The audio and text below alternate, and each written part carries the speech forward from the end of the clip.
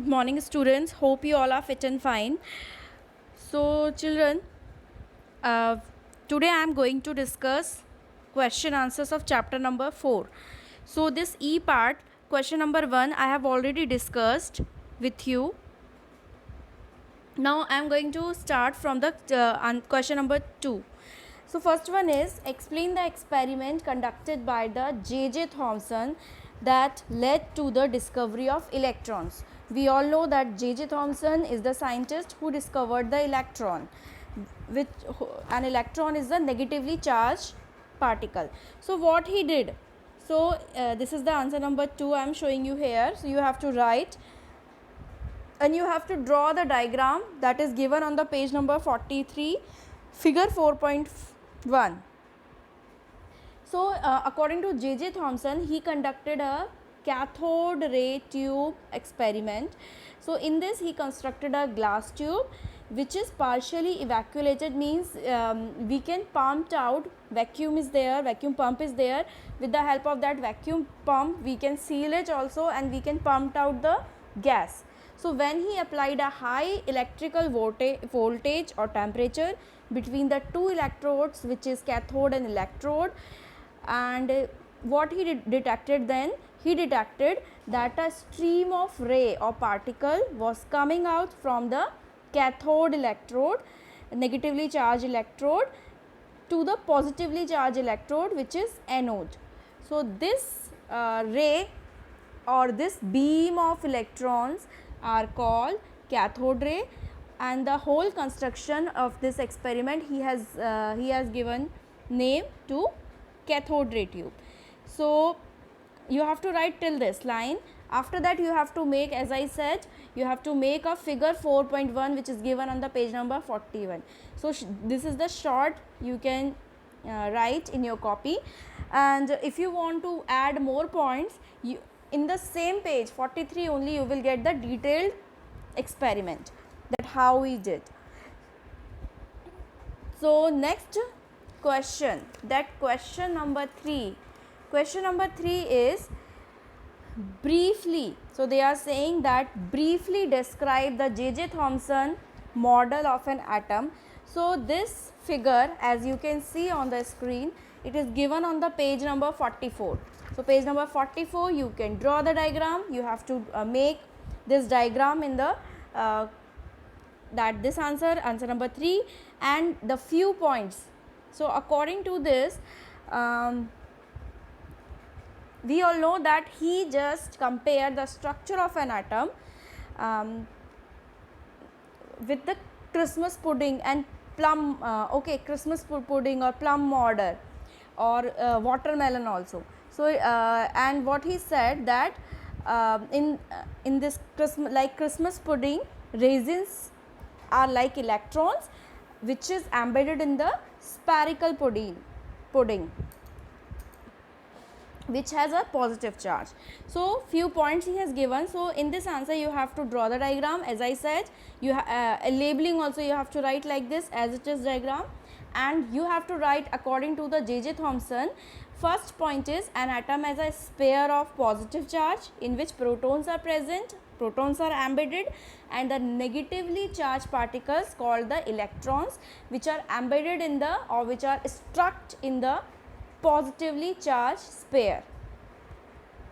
So, remember that negatively charged these electrons are present in the positively charged this sphere.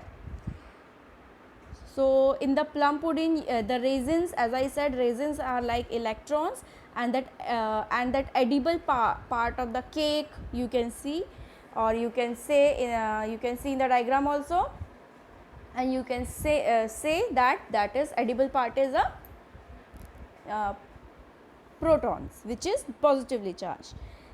The third line is the positive charge are due to the protons and negatively charged are due to the electrons. They are balancing each other, they are equal in number, and because of this equality only, positive or negative charges, proton or electron, atom is considered as a electrically neutral particle. So, remember, so it is a give reason type of question. it can come. Now answer number 4. Answer number 4 is given on the page number 45. So in this answer number 4, they are asking, we have to explain the observations and conclusion drawn by Rutherford from the alpha particle scattering experiment. So you can see here figure 4.4, alpha particle, that helium part He2 plus scattering experiment here. So here they are asking only the observation and conclusion. So observation, you have to write the 3 points. It is written, Rutherford observed that, you have to write, start from here. Okay, Rutherford observed that, that's why I have written here A4. Most alpha particle passed straight through the gold foil undeflected without bending. Second one is, a small number of alpha particles were deflected at small angle while some were deflected at large angle. So second point will be this one. Third one will be, a very few particles bounce back just like ball hitting a wall. So these three are the observation when he fired the fast moving alpha particle to a thin sheet.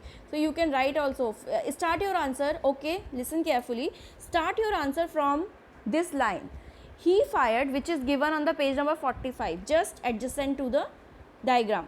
So he fired fast moving alpha particle at a very thin sheet of gold foil. He observed that, 3 points. Okay, and they are asking the conclusion also. So Rutherford came to the following conclusions. First one, an atom has a lot of empty space, that's why it is allowing the alpha rays to pass through it. Second point, so you can write in your own words. Second point, they have a small number of alpha particle having a positive charge. So there is a center of the positive charge. So that's why they are in the center, they are just deflected because of this positive charge. So this you write by yourself, observation. You can write as it is, otherwise you can write in your own words softly. And as a very few particles bounce back, so what he concluded, that the center core is hard and dense, and which allow them to bounce, totally bounce. So you can write this point also. So 3 points from the observation and 3 points from the conclusion. You can make it short, and you have to draw this diagram 4.4. Now answer number 5. So answer number 5, this you have to write. Answer number 5, that what was the drawback of Rutherford model of atom? So drawback is the orbital revolution. Okay, orbital revolution of electron is not given by or completely given by this Rutherford, because you know according to him, the orbital revolution of the electron is not expected to be stable, but we know that electron needs or atom needs stability. So according to Rutherford model, the electrons, while they move in their orbit, would give up energy, they will release energy, and this makes them slow down, so that electron will become slow down when they release energy, and they move towards and slowly they move towards the nucleus. And it can happen that they can follow the spiral path, and they can fall into the nucleus, they can collapse, atom can be collapsed, but in reality the atom is stable.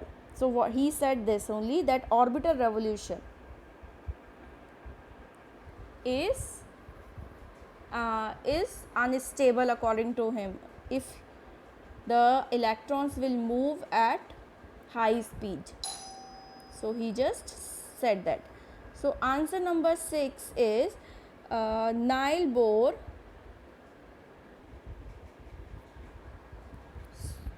So question number 6 is, what is the how the that Niall Bohr explain the limitation of Rutherford model. So it is also given in the page number 46. So you can write down from the page number 46, and I am showing you the slide here also, that Niall Bohr explained the limitation. How he explained? He explained that even though electrons are moving at a high speed around the nucleus, which is said by the Rutherford, but they do not lose energy. What this Bohr said, that they do not really lose energy even though they are just moving at a high speed, because they are moving in a fixed orbit, and that orbit they have the different energy level. And you know that when I just explain you this in detail, so I told you the when one energy shell is full, a new energy shell is started only after that only, and the closest energy shell or orbit which is closest to the nucleus, that is designated as, or we denote it as K shell, has the minimum energy. So the nearest shell which is near to the nucleus has the minimum energy. So the energy of different shell is different orbits is different, and electrons revolved in the fixed orbit only, remember. So each orbit has different radius. Radius, you know, the distance between the nucleus and the shell, and they have the definite amount of energy. Some are having, the nearest one is having low, and the farthest one will be very high.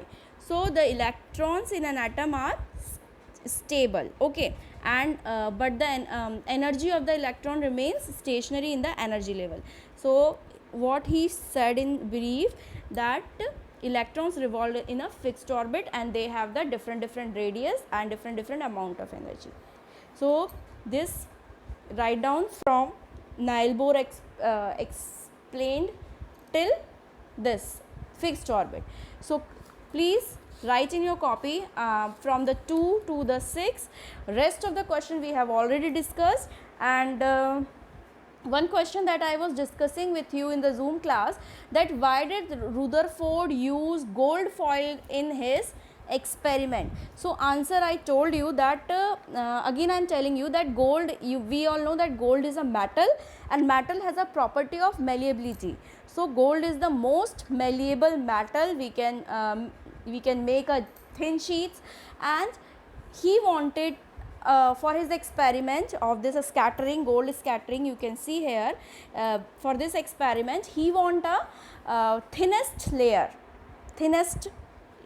or sheet. So that's why he choose the gold sheet for this scattering experiment. Next one is why is atom electrically neutral? So I told you, because atom possesses equal number of electrons and proton, and they balance each other. So that's why atom is considered as electrically neutral particle. So I hope you all got the answer. So please in a homework, go through this video and write answers. First I told you, and first to 6 write in your copy in a homework. Thank you and have a nice day. God bless you all, children.